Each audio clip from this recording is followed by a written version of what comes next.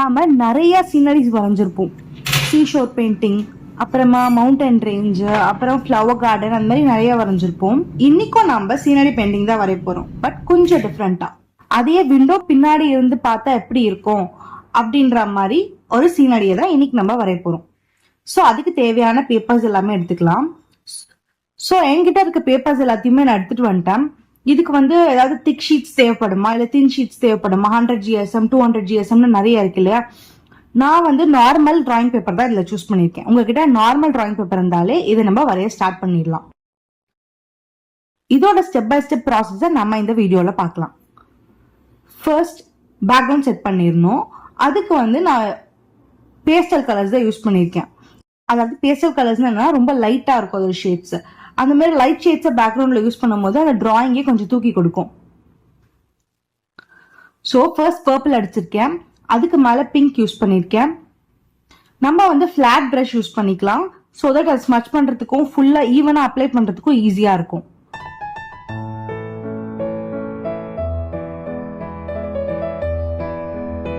இதுக்கு மேல skin tone கலர்ல ஒரு ஷேட் இருந்தது, அது யூஸ் பண்ணிருக்கேன். அதுக்கு மேலேயும் பர்பிள் தான் யூஸ் பண்ணிருக்கேன். இது எல்லாத்துக்குமே நடுவுல எல்லோ யூஸ் பண்ணிருக்கேன். இது எல்லாத்தையுமே நம்ம ஸ்மச் பண்ணி விட்டுடலாம். மெயின் பாயிண்ட் என்னன்னா, அக்ரிலிக்கு நம்ம வாட்டர் கலர்ஸ் யூஸ் பண்ணக்கூடாது. வாட்டர் யூஸ் பண்ணாம தான் அக்ரிலிக் எப்பயுமே பெயிண்ட் பண்ணணும். இதுக்கப்புறமா நம்ம மவுண்டன் ரேஞ்ச் வரைய ஆரம்பிச்சிடலாம். கீழே ஃபர்ஸ்ட் ப்ளூ மவுண்டன்ஸ் வரைஞ்சுக்கிட்டேன். கீழே அதுக்கப்புறமா பிளாக் மவுண்டன்ஸ் வரைஞ்சிட்டேன். எப்பயும் போல நம்ம பிளாக் கலர் எடுத்துக்கலாம்.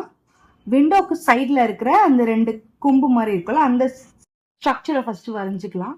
அப்புறம் அங்க இருக்க கம்பி வரையணும் இல்லையா, அதுக்காக இந்த சைட்ல ஸ்ட்ரெயிட்டா போட்டுட்டு அடுத்த சைட்ல கொஞ்சம் ஸ்லாண்டிங்கா போடணும். ஸ்லாண்டிங்கா போடுற இடத்துல உங்களுக்கு கொஞ்சம் டஃபா இருந்ததுன்னா ஸ்கேலையும் மார்க்கரையும் யூஸ் பண்ணி அந்த ஸ்லாண்டிங்கான ஏரியாவை நீங்க ஃபில் பண்ணிக்கலாம். இப்ப நம்மளுக்கு புதுசா பிளான்டர்ஸ் வருது பாத்தீங்களா, அந்த விண்டோ மேலேயே அப்படியே ஹேங் பண்ணிட்டு இருக்க மாதிரி, அந்த மாதிரி ஒரு பிளான்டர் தான் நான் வரைஞ்சிருக்கேன். இதுல ஹேங்கிங் பிளான்ட்ஸ் வரைஞ்சிருக்கேன். ஃபர்ஸ்ட் அதுக்கான ஸ்டெம்ஸ் எல்லாம் வரைஞ்சிட்டு அதுல குட்டி குட்டி லீவ்ஸை நான் பெயிண்ட் பண்ணியிருக்கேன். எப்பயுமே டீடைலிங்ல தான் நம்மளோட பெயிண்டிங்கே இருக்கு. இந்த குட்டி குட்டி லீவ்ஸை ஃபைன் டீடைலிங்கா நம்ம கொடுத்துடலாம். குட்டி குட்டி லீவ்ஸை குட்டி குட்டியா நம்ம வரைஞ்சிட்டு அப்புறமா சைடில் லீவ்ஸ் வரைஞ்சிடலாம். இது வேற பிளான்ட், அது வேற பிளான்ட். எல்லாமே நம்ம பிளாக் கலர் மட்டும் தான் யூஸ் பண்ண போறோம். ஒரு தின் ப்ரஷ் யூஸ் பண்ணிக்கோங்க. ஸோ தட் அப்பதான் நம்மளுக்கு டீடைலிங் பண்றதுக்கு கொஞ்சம் ஈஸியா இருக்கும்.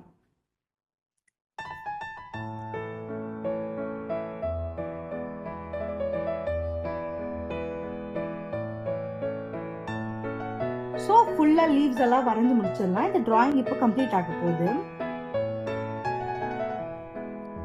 கீழே மவுண்டன்ஸ் இருக்கிற இடத்துல நிறைய வீடுங்க இருக்காததுனால அதுக்கு நம்ம ரொம்ப எஃபர்ட்லாம் எடுக்க தேவையில்ல.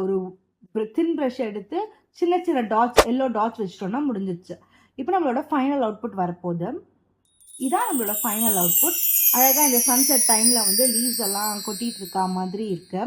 இந்த டிராயிங் உங்களுக்கு பிடிச்சிருந்ததுன்னா இதை மறக்காம ரீக்ரியேட் பண்ணி பாருங்க. இந்த மாதிரி கண்டென்ட் உங்களுக்கு பிடிச்சிருந்துச்சுன்னா இந்த சேனலை சப்ஸ்கிரைப் பண்ணி வச்சுக்கோங்க. So see you on next video. Bye.